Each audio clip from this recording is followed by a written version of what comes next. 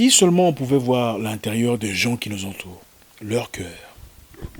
Si on pouvait voir ce que les gens pensent, ce que les gens veulent vraiment de nous, personne ne parlerait à personne. Laissez-moi vous donner une autre façon de le dire. Il y a un grand qui a dit, si tout le monde savait ce que tout le monde pensait sur tout le monde, personne ne parlerait à personne.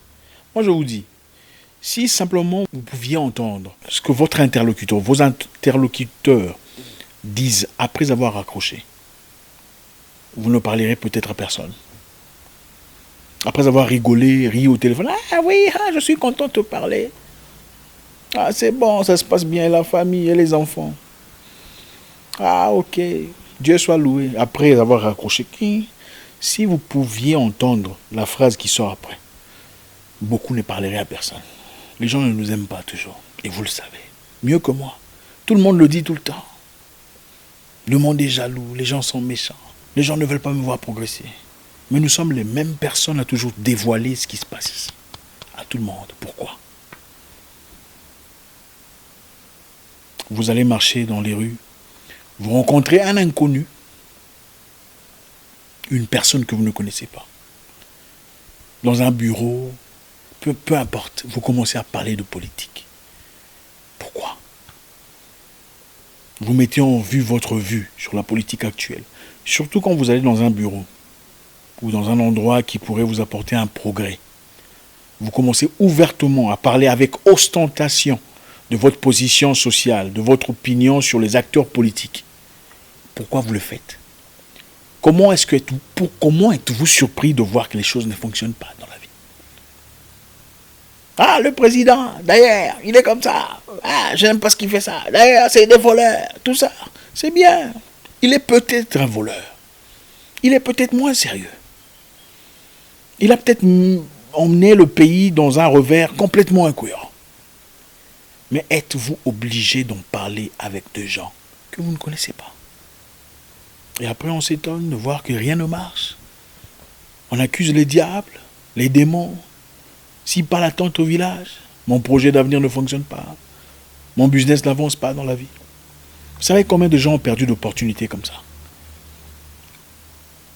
Ouvrir sa bouche là où il ne faut pas. Le problème avec nous, c'est quoi? Ce n'est pas notre position sur la politique. Le problème avec nous, généralement, c'est qu'on veut montrer combien nous sommes intelligents. Et comme on veut montrer combien nous sommes intelligents, on devient prolixe, loquace. C'est-à-dire on parle beaucoup, trop, sans nécessité. On prend un sujet, on veut développer. Ah non, vous voyez, au fait, le problème qui est là, on développe, sans savoir à qui on fait face. Il m'est arrivé une fois, j'étais dans un milieu...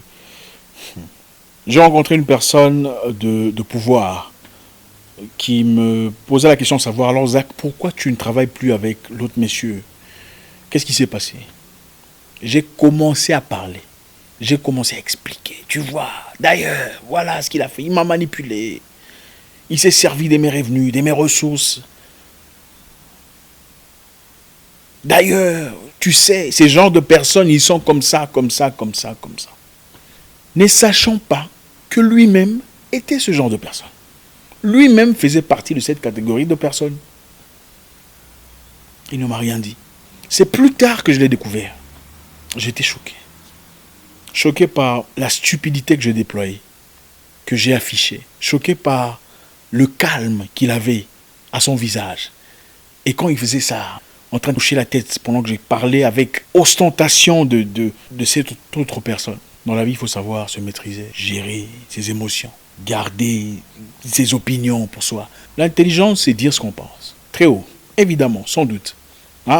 Exprimer ses sentiments, c'est aussi la liberté. L'intelligence, c'est aussi savoir fermer sa bouche. Surtout quand on ne sait pas dans quel environnement on se trouve. Vous savez, même les membres de sécurité, renseignement, tout ça, les espions, comment ils font? Ils viennent dans un milieu et commencent une conversation. Qu'est-ce que vous pensez de le type? Le type là, c'est un bon. D'ailleurs, comment il a fait ça? Toi aussi, tu te lances. Oui, comment ils font ça? D'ailleurs, voilà. Directement, ils savent à quoi vous pensez. Et beaucoup de gens sont surpris, surtout en Afrique, comment on disparaît, soudain, boum, le gars était là, on ne le voit plus. Pourquoi on est surpris? Vos projets n'avancent pas. Pourquoi on est surpris? Si tout le monde vous connaît, on sait ce que vous pensez, à moins que vous ne soyez un acteur politique, ou une personne prête à payer le prix fort dans ce domaine-là, on pourrait comprendre. Vous êtes prêt à payer le prix fort pour votre opinion, vous êtes un leader d'opinion, génial. Mais si vous ne l'êtes pas, pourquoi allez-vous parler de manière ostentatoire de vos idées auprès de tout le monde? L'ennemi de votre maison ne vient pas de loin. L'ennemi de votre maison souvent fait partie de votre maison. Et cela veut dire c'est souvent une personne très proche, une personne qui vous connaît, une personne qui a une idée sur ce que vous représentez. Apprenons à fermer notre bouche. L'homme intelligent parle, il sait aussi écouter.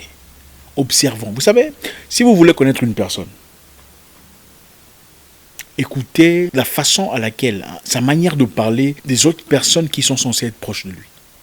Vous voulez connaître une personne, que ce soit un homme, que ce soit une femme, peu importe ce que c'est, écoutez sa manière de parler de ses ex-amis, ses ex-partenaires, ses ex-employés, ses ex... Écoutez très attentivement et vous comprendrez très clairement son caractère. Ce n'est pas de la magie. Les gens viennent vers nous dans notre vie et nous exposent déjà ce qu'ils sont, sans le réaliser. Mais c'est souvent nous qui sommes distraits. Écoutez ce que l'être humain a à dire.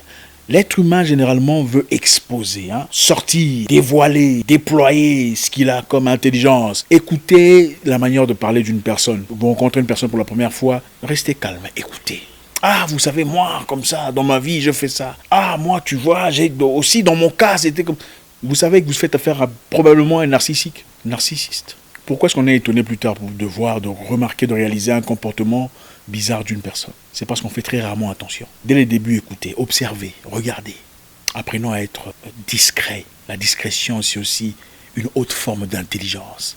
Le calme. On peut gagner dans le calme, gagner dans le vide, sans que personne ne le sache. Vous pouvez vivre votre bonheur à domicile, vous et vos proches, sans que le monde n'en soit en courant. Je comprends qu'il soit génial d'en parler, de partager son bonheur, de dire aux gens comment les choses avancent, comment les choses progressent. Mais combien veulent vraiment vous voir réussir? Combien veulent vraiment vous voir progresser? Combien de voyages ont été bousillés parce que quelqu'un a trop parlé? Je vais vous dire une chose. Vous savez, en Afrique du Sud, quand j'y étais, j'ai vu beaucoup de choses choquantes.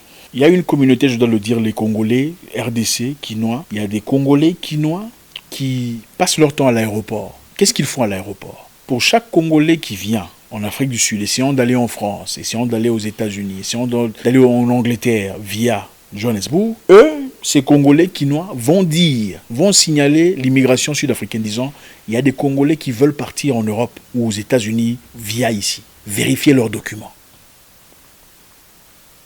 Donc si les Congolais ne vont pas voir, si un Congolais ne va pas voir ces personnes pour leur donner un peu d'argent, ils feront tout ce qu'ils peuvent pour démonter le voyage. Il m'est aussi arrivé à moi. Pendant que je faisais un de mes voyages vers les États-Unis, j'ai emmené un ami à moi très proche. Nous sommes rentrés ensemble, arrivés au pied de l'avion. On est venu le chercher, non, revenez ici. On a créé toute une sorte d'histoire pour l'empêcher de partir. Parce qu'il n'a pas été les voir. C'est plus tard qu'on découvrira que c'est un de ses proches qui allait parler de son voyage prévu avec moi aux États-Unis. Les personnes qui ont combattu ce monsieur sont des gens avec qui il discute dans le quartier.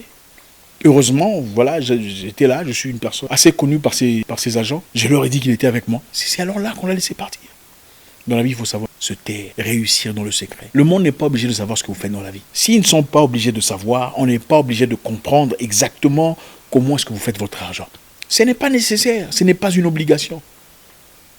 Être bien dans la vie, ce n'est pas nécessairement montrer aux gens que tu as acheté une voiture, que tu as acheté une maison. Tu peux acheter une maison dans le calme, sans que les gens le sachent. Parce qu'en réalité, ceux qui ont véritablement de l'argent et de la maturité, souvent ont des maisons sans qu'on ne sache que cette maison lui appartient. Mais toi, tu achètes un petit terrain, tout le monde sait. Ah, il a acheté le terrain. Et après, on vient te combattre. On sort de documents anciens disant que le terrain ne t'appartient pas, appartient à une autre personne. Tu commences avec le il y a le diable, les démons, la jalousie. Non, mon frère. Gagnez dans le noir, gagnez dans le calme. Vivez votre bonheur dans le calme. Je vais vous dire une chose pour finir. Un bonheur caché ne peut jamais être torpillé. C'est impossible. Votre vie protégée, votre relation amoureuse, votre mariage, votre vie de foyer, votre réussite financière ne peut être torpillée s'il est vécu en cachet. Vivre dans l'intimité, c'est aussi protéger son avenir, protéger sa vie. On ne parle pas de politique avec un inconnu. On ne parle pas de manière ostentatoire de ses croyances, de ses idées avec un inconnu. Vous pouvez avoir un business avec une personne de religion totalement différente de la vôtre. C'est possible. Vous n'êtes pas obligé d'être de la même religion pour avancer. Je suis une fois aux États-Unis allé parler de ma religion à à un patron. Ah, tu vois, moi je crois en Dieu, Dieu a fait ça. Il m'a dit plus tard, il ne faut pas me parler de ces histoires-là. Voilà, j'ai failli rater cette opportunité. Oui, Dieu peut se servir d'un païen pour te nourrir. Il faut savoir fermer sa bouche, quelquefois. Joseph est parti en Égypte, il n'a pas essayé de prêcher le pharaon. Joseph est parti en Égypte, il n'a pas essayé de prêcher le pharaon. Il a laissé comme ça. Il a vécu sa vie. Au moment opportun, il a aidé ses frères, sans vouloir changer le pharaon.